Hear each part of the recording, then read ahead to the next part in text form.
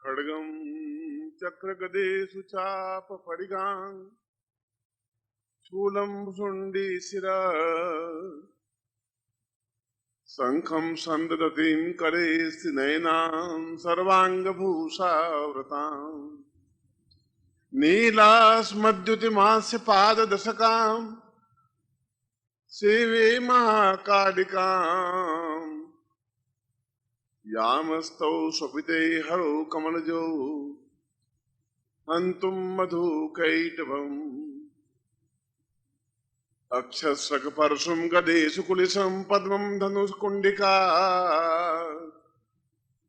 दण्डं शक्तिमसिञ्च चर्मजलजं घण्टासुराभाजनम् शूलं पाशसुदर्शने च ददतीं हस्तैः प्रसन्नाननाम् सेवे सैरिभमर्दिनीं यमहां लक्ष्मीं सरोजस्थिताम्।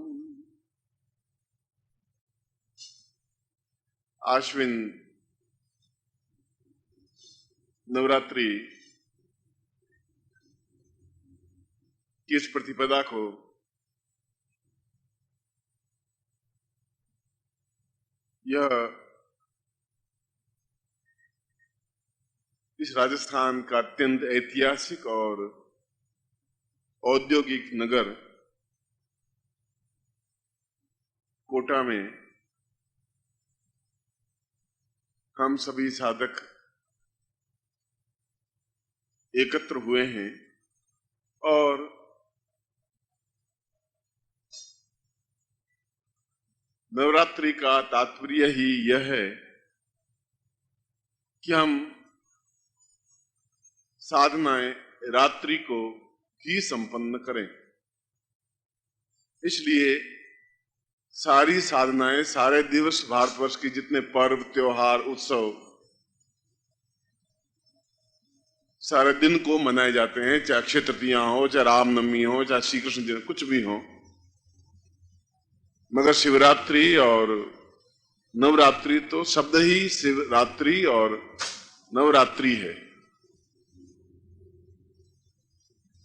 जिससे कि हमारे जीवन का जो एक रात्रि है, हमारे जीवन का जो अंधकार है, हमारे जीवन की जो एक बाधाएं हैं, हमारे जीवन की जो परेशानियां हैं, कठिनाइयां हैं, ये हमारे जीवन में है। और ज्यों-ज्यों जटिलताएं जीवन की बढ़ती रहेंगी, व्यस्त होता रहेगा आदमी, त्यों-त्यों जीवन की समस्याएं, कठिनाइयां भी बढ़ती रहेंगी। और ये कठिनाइयां कोई आज के युग की नहीं है। ये बाधाएं, ये अड़चनें तो राम राज्य में भी थी, वहां पर भी राम को राज्य तिलक नहीं मिला, उनको वनवास में जाना पड़ा, उनको घोर कष्ट उठाना पड़ा। राम जैसे युग पुरुष को पत्नी खोनी पड़ी, 12 साल तक जंगल में भटकना पड़ा। आप उनके दुख की कल्पना कर सकते हैं। द्वापर युग में भी कृष्ण को वैसा ही कंस से अत्याचार सहन करना पड़ा, जूझना पड़ा, हर बार युद्ध लड़ना पड़ा और संघर्ष करना पड़ा। परंतु इन महापुरुषों से एक शिक्षा मिलती है,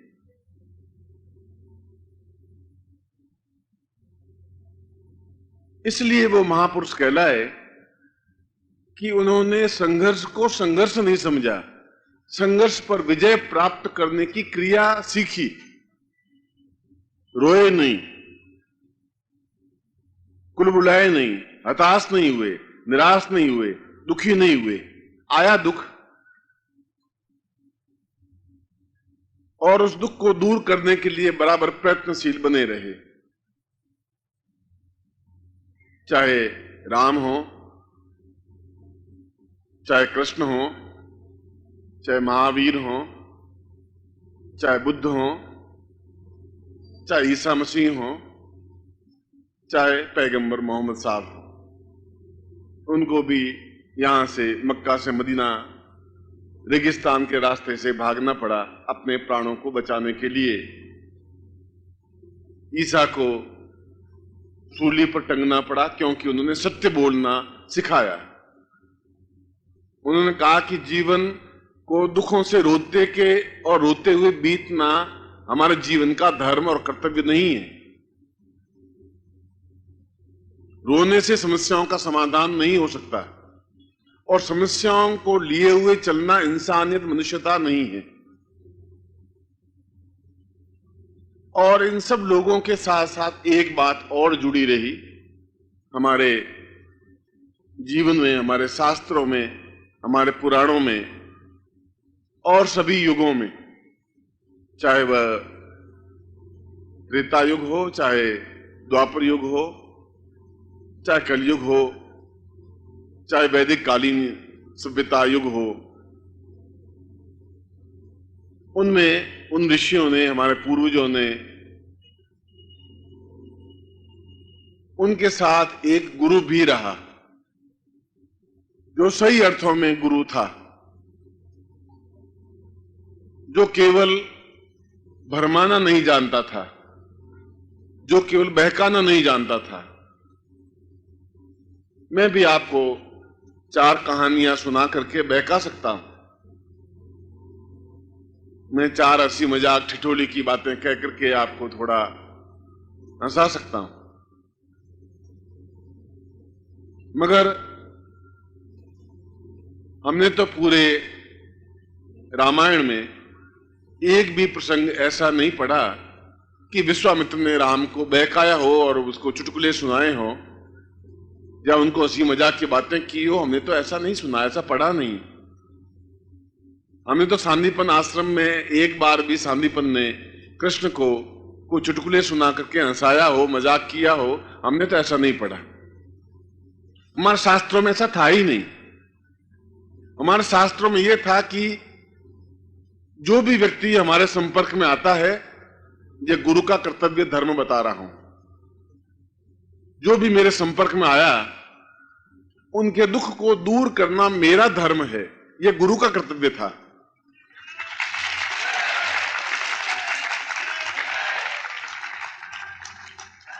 उसको गुरु नहीं कहते हैं कि वो मंच पर बैठा हुआ हो, वह गुरु नहीं है। मैं इस मंच पर आपने मुझे बैठा दिया इसलिए मैं गुरु नहीं बन पाया। इससे और 2 फुट ऊंचे मंच पर मुझे बिठा दोगे, उससे मैं गुरु नहीं बन जाऊंगा। मुझसे तो और ऊंचे मंच पर नेता लोग बैठते हैं, 12-12 फुट, 14-14 फुट पर, 18-18 फुट पर, 400 फुट दूरी पर, 800 फुट दूरी पर जनता बैठती है, मगर वे युग पुरुष तो नहीं बन जाते, वे महापुरुष तो नहीं बन जाते। महापुरुष बनने के लिए एक संघर्ष करना और संघर्ष पर विजय प्राप्त करने की क्रिया सीखना है और उसको जीवन में अमल में उतारना है। और गुरुओं ने, चाहे वो वशिष्ठ हो, चाहे विश्वामित्र हो, चाहे गर्ग हो, चाहे अत्रि हो, चाहे कणाद हो, चाहे महावीर हो, चाहे बुद्ध हो, चाहे और हमारे धर्म गुरु हो, कर्म गुरु हो, साक्षीभूत गुरु हो, उन्होंने लालच वृत्ति नहीं अपनाई, उन्होंने भिक्षा नहीं मांगी।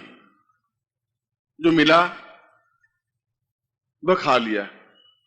एक लंगोट पहनी, उन्होंने उसको अपने जीवन का सर्वस्व मान लिया। 20-20 कपड़े नहीं पहने, तो गुरु अपनी एक मर्यादा में रहा। अगर गुरु मर्यादा में नहीं रहेगा तो वह शिष्य का कल्याण नहीं कर सकता, और गुरु केवल शिष्य को बहकाएगा तो भी गुरु नहीं कहला सकता। इसलिए एक स्थिति ऐसी आई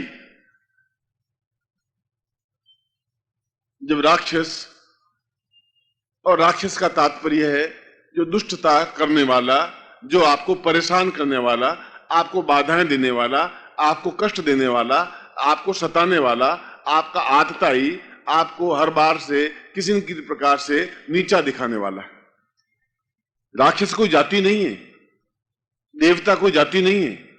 आप में से भी प्रत्येक देवता है, आप में से अधिकांश राक्षस बन सकते हैं। आपके कर्म ही आपको राक्षस, आपको देवता, आपको मनुष्य, आपको दुष्ट, आपको भला बना सकता है। आपके कर्म कैसे हैं, आपका कर्तव्य कैसा है, आपकी क्रिया कैसी है, आपका विचार कैसा है। और उस समय भी ऐसे ही राक्षस, ऐसी दुष्ट प्रकृति वाले उत्पन्न हुए। और उत्पन्न तो एक बालक ही पैदा होता है, उत्पन्न कोई देवता पैदा नहीं होता, उत्पन्न कोई राक्षस भी पैदा नहीं होता। वह तो आगे चल करके उसके कर्मों से वो राक्षस बनता है या देवता बनता है। जन्म लेते समय कोई राक्षस नहीं होता, वह तो एक ब्रह्म है, एक बालक है, शिशु है। आपने जन्म लिया जब आपके मन में कोई सिगरेट सीखी हुई नहीं थी, शराब पीना का सीखा हुआ नहीं था। जन्म लेते समय आपके पास ये प्रवृत्तियां नहीं थी, जन्म लेते समय साधना की प्रवृत्तियां भी आपके पास नहीं थी। आगे चल के आपके कर्म कैसे हुए, आपकी संगति कैसी हुई, आपके घर का वातावरण कैसा हुआ, उस वातावरण के प्रभाव के फलस्वरूप आप दो प्रकार की प्रवृत्तियां हमारे जीवन में आज भी हैं और आज से 5000 साल बाद भी रहेंगी और 50,000 साल पहले तक भी थी। जो बुरे काम करने वाला है, गंदे काम करने वाला है, गालियां देने वाला है, निंदा करने वाला है, माता पिता की अवज्ञा अपमान करने वाला है, उनको लोग कहते हैं कि ये दुष्ट लड़का है, ये घटिया लड़का है, ये अच्छा योग नहीं है, इसकी प्रवृत्तियां खराब है। और जो अच्छे सत्कार्य करने वाला है उसको हम कहते हैं भला है, ये झूठ नहीं बोलता, ये छल नहीं करता, ये सीधा साधा है। मगर युग बदला और सीधे साधे लोगों पर दुष्ट व्यक्ति हावी होते गए, होते ही रहे हैं। देवताओं पर भी राक्षस हावी हुए। आप में से 10 साधक खड़े हो जाएं और एक व्यक्ति चाकू लेकर के, रामपुरिया चाकू 8 फुट का लेकर के, 8 इंच का लेकर खड़ा हो जाए तो 8 लोग हम भयभीत हो जाएंगे, क्योंकि वह दुष्ट है, वह किसी समय चाकू मार सकता है। हम उससे कमजोर नहीं है, मगर उसकी प्रवृत्ति दुष्टमय प्रवृत्ति है। इसलिए एक दुष्ट से भी 8 व्यक्ति भयभीत हो सकते हैं और होते हैं। वहां पर भी देवता लोग थे, वो सीधा अपनी तपस्या करते थे, साधना करते थे, और कुछ राक्षस प्रवृत्ति के पैदा हुए और उन्होंने उन देवता जैसे व्यक्तियों को दुख देना शुरू किया, दुख दिया, कष्ट दिया, बाधाएं दी, अड़चने दी। आप भी व्यापार करते हैं,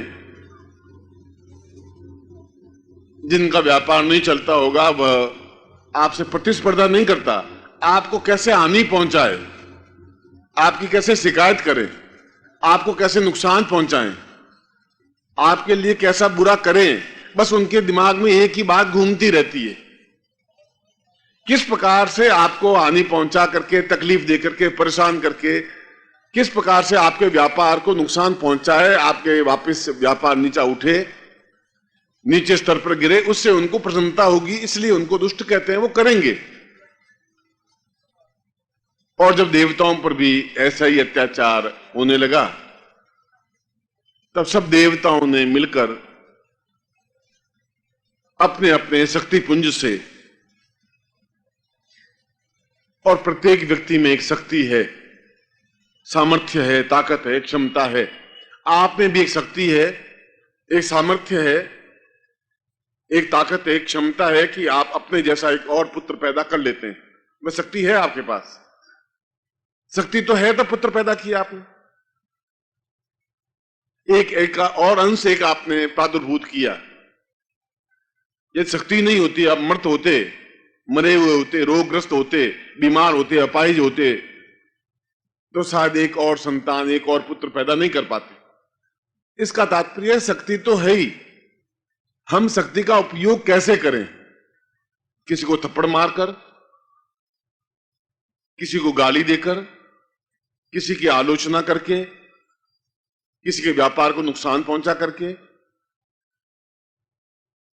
या इस शक्ति का उपयोग साधना करके, अपने जीवन को ऊंचा उठा करके और राममय बन करके, कृष्णमय बन करके, महावीर बन करके अपने जीवन को संपन्न करें। ये दोनों स्थितियां आपके सामने। ऐसे समय देवताओं ने अपनी अपनी शक्ति से और शक्ति निकाल करके एक आकृति का निर्माण किया। उस आकृति को जगदम्बा कहा गया, दुर्गा कहा गया, भवानी कहा गया, काली कहा गया, महाकाली कहा गया, छिन्नमस्ता कहा गया, जो भी उनका नाम रहा वह कहा गया। मगर सभी देवताओं के शक्ति से एकत्र एक पुंजीभूत स्वरूप बना, उसको जगदम्बा कहा गया। जगदम्बा का कोई आविर्भाव नहीं है। अगर आपने दुर्गा सप्तशती पढ़ा हो, दुर्गा सप्तशती के दूसरे और तीसरे अध्याय में इसी का वर्णन है कि जगदम्बा का उत्पत्ति कैसे हुई, उनका प्रादुर्भाव कैसे हुआ। जब वे देवता लोग, और देवता मैंने कहा कोई जाति नहीं है, राक्षस कोई जाति नहीं है, वह तो कर्मों के अनुसार देवता या राक्षस या दुष्ट या भले या बुरे बने। और हम भी जब देवता हैं और हमारे ऊपर भी जब अत्याचार हो रहे हैं और हम कुछ कर नहीं रहे हैं, हम करें और वे हम पे प्रहार करें, हमारी शिकायतें करें, हमारी आलोचनाएं करें, हमारा प्रमोशन नहीं हो, हमारा व्यापार नहीं बढ़ने दे, हमें नुकसान पहुंचाने की चेष्टा करें, एक धर्मांधता फैला दें, तब किसी न किसी के शरण में जाना पड़ता है। कोई न कोई ऐसी शक्ति जो हमसे ऊंची शक्ति है, उसके पास जाकर के खड़ा होना पड़ता है। वैसी शक्ति को हमारे युगकालीन युगों ने, वेदों ने, पुराणों ने गुरु कहा। कि जब आपके पास सामर्थ्य नहीं हो, जब आपको रास्ता नहीं दिखाई दे, जब आपके चारों तरफ अंधकार फैल जाए, जब हाथ को हाथ दिखाई नहीं दे, जब आपके ऊपर अत्याचार बहुत बढ़े, तब आप किसके पास जाएं? पत्नी कहेगा आप जैसा कहें मैं वैसा करने को तैयार हूं, आप आधी रोटी खाएं मैं आधी रोटी खाने को तैयार हूं। मां कहे बेटा मुझे व्यापार का तो ज्ञान है नहीं, मैं क्या कर सकती हूं, आपका प्रमोशन कैसे हो सकता है, मुझे ज्ञान नहीं है। भाई आपका साथ दे नहीं दे कोई जरूर नहीं है, बेटा आपका योग्य हो नहीं हो कोई आवश्यक नहीं है। ऐसे समय में एक ही सहारा बचता है कि कोई गुरु हो, कोई सदगुरु हो, जो जिसके पास जाकर के हम अपनी बात कह सकें कि ये तकलीफ है। राम भी गए। ओम परम तत्वाय नारायणाय गुरुभ्यो नमः। ओम ह्रीं मम प्राण देह रोम प्रतिरोम चैतन्य जाग्रय ह्रीं ओम नमः। ओम भूर्भुवः स्वः तत्सवितुर्वरेण्यं भर्गो देवस्य धीमहि धियो यो नः प्रचोदयात्।